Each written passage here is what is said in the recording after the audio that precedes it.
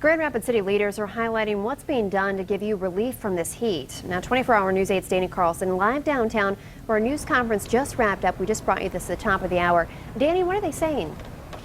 Well, you know what, Amanda, city leaders as well as representatives from the Salvation Army, the Red Cross, the 211 service that is available decided to come together on day 5 of the heat wave just to make sure that people know the resources that are available to them here within the city of Grand Rapids. The mayor saying that this is an important time to talk to people just to make sure that people, especially those with possibly who are elderly or have medical conditions or might be low-income people, know about these resources, saying that those as well as kids, obviously top priorities for people in positions of power here in the city of Grand Rapids when it does get this hot. Now, we also learned today from a representative from the fire department that so far they have only responded to one specific heat-related illness, but the representative from the department telling us that that's not actually an accurate representation of the heat calls that they've gone to, pointing out that medical conditions, many of those are exacerbated when it does get this hot out.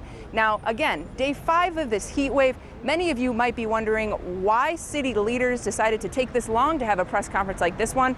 We asked that question. We know that once you hit, there's a critical point at something like 9 days where you can have a heat disaster. We're not there yet. We haven't had 9 consecutive days, but we were concerned enough in the city that we thought it would be helpful to get information to our citizens. And yes, let's hope the weather breaks tomorrow.